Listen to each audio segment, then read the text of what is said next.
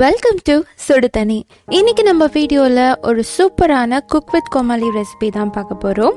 With you Raman பண்ண honey garlic chilli cauliflower எப்படி பண்ணுறதுன்னு பார்க்கலாம். ரொம்பவே சிம்பிளான ஈஸியான ரெசிபி இது. இதோட இன்க்ரீடியன்ஸை நான் டிஸ்கிரிப்ஷன் பாக்ஸில் கொடுக்குறேன்.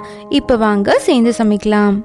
இதுக்கு முதல்ல நம்ம காலிஃப்ளவரை லைட்டாக வேக வச்சிடலாம்.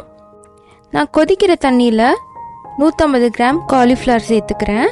இந்த மாதிரி ஒரு மீடியம் சைஸில் கட் பண்ணிக்கோங்க. ரொம்ப பெருசாகவும் இருக்கக்கூடாது, சின்னதாகவும் இருக்கக்கூடாது.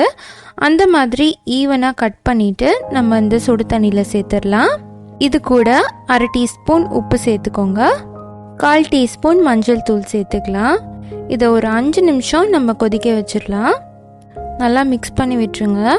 ரொம்ப வேகணுன்ட்டு இல்லை, ஒரு 3லேருந்து 5 நிமிஷம் நம்ம கொதிக்க வச்சா போதும்.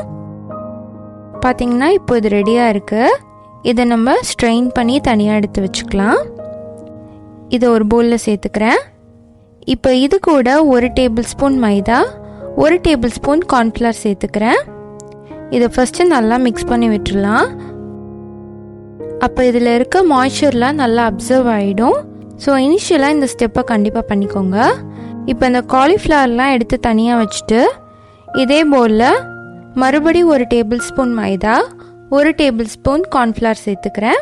இது கூட 1/2 டீஸ்பூன் உப்பு, 1/2 டீஸ்பூன் மிளகாய் தூள் சேர்த்துக்கிறேன். இது நல்லா மிக்ஸ் பண்ணிடலாம்.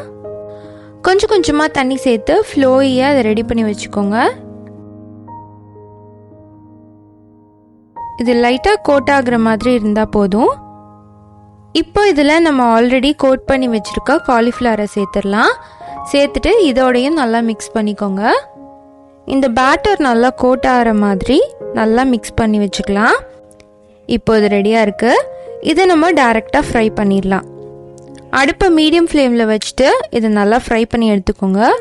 ஒரு 3 மினிட்ஸ் அதே இது ஆயிலில் இருக்கணும். அப்போ தான் உள்ளேயும் நல்லா ஃப்ரை ஆகும். நல்லா கோல்டன் ப்ரௌனாக வந்ததுக்கப்புறம் அதை எடுத்துருங்க. இது மாதிரி நம்ம ரெடி பண்ணி வச்சுக்கலாம். இது இருக்கட்டும். அடுத்து ஒரு கடாயில் 1 டேபிள் ஸ்பூன் எண்ணெய் சேர்த்துக்கோங்க. இதில் 4-5 பூண்டை ஃபைனாக சாப் பண்ணி சேர்த்துக்கிறேன். இது லைட்டாக சாட்டே பண்ணிடலாம். இப்போ இது கூட ஒரு பெரிய வெங்காயத்தை இந்த மாதிரி சாப் பண்ணியிருக்கேன். முடிஞ்ச அளவுக்கு ஸ்கொயர் ஷேப்பாக பண்ணுங்கள். அது ரெஸ்டாரண்ட் ஸ்டைலில் பண்ணுற மாதிரியே இருக்கும். இதை லைட்டாக சாட்டே பண்ணிட்டு இதில் 1 டீஸ்பூன் வெள்ளை எள்ளு சேர்த்துக்கிறேன். கூடவே ஒரு 1/2 கேப்சிகம் மட்டும் சேர்த்துக்கிறேன். உங்களுக்கு விருப்பமான ஷேப்பில் இதை நீங்கள் கட் பண்ணிக்கலாம். இதை நல்லா மிக்ஸ் பண்ணி விட்டுடலாம். இப்போ இது கூட நம்ம சாஸஸ்லாம் சேர்த்துடலாம். 1 teaspoon soya sauce, 1 teaspoon chilli sauce, 1 table spoon tomato ketchup சேர்த்துக்கிறேன். இதே ரேஷியோவில் சேர்த்துக்கோங்க, அப்போ தான் டேஸ்ட் பேலன்ஸ் ஆகும். இப்போ இதை நல்லா மிக்ஸ் பண்ணி விட்டுடலாம். சாஸ் உங்களுக்கு கம்மியாக இருக்க மாதிரி ஃபீல் ஆச்சுன்னா 1 டீஸ்பூன் கார்ன்ஃப்ளவரை கொஞ்சமாக தண்ணியில் மிக்ஸ் பண்ணி சேர்த்துக்கோங்க. அப்போ இன்னும் கொஞ்சம் கிரேவி மாதிரி கிடைக்கும். இப்போ நம்ம ஃப்ரை பண்ணி வச்சுருக்க காலிஃப்ளவர் இதில் சேர்த்துடலாம். இதையும் சேர்த்துட்டு நல்லா மிக்ஸ் பண்ணிக்கோங்க. காலிஃப்ளவரோட இது நல்லா கோட் ஆனதுக்கப்புறமா இதில் 1 டேபிள் ஸ்பூன் ஹனி சேர்த்துக்கலாம். உங்கள் டேஸ்ட்டுக்கு ஏற்ற மாதிரி இது 1லேருந்து 2 டேபிள் ஸ்பூன் கூட நீங்கள் சேர்த்துக்கலாம். இதை நல்லா மிக்ஸ் பண்ணிடுங்க. இது சேர்த்த உடனே ஒரு கிளேஸ் கிடைக்கும். அதில் வெங்கடேஷ் பட் சார் கூட அதில் மென்ஷன் பண்ணியிருப்பார். இந்த கிளேஸியாக இருக்கிறது தான் அவர் சொல்லியிருப்பார். அதே மாதிரி நல்லா வந்திருக்கு. கடைசியாக இதில் கார்னிஷிங்காக கொஞ்சமாக ஸ்ப்ரிங் ஆனியன்ஸ், கொஞ்சமாக எள்ளு சேர்த்துக்கிறேன்.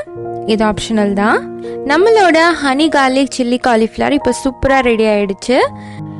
இது எந்த ஒரு ரொட்டி வெரைட்டிக்கும் எந்த ஒரு ரைஸ் வெரைட்டிக்குமே ரொம்ப சூப்பராக இருக்கும். கண்டிப்பாக மிஸ் பண்ணாமல் ட்ரை பண்ணி பாருங்கள். ரொம்ப ஈஸியான ஒரு 2-in-1 ரெசிபி. இந்த வீடியோ உங்களுக்கு பிடிச்சிருந்தா லைக் பண்ணுங்கள். சுடு தண்ணி சேனலை சப்ஸ்கிரைப் பண்ணுங்கள். தேங்க்யூ.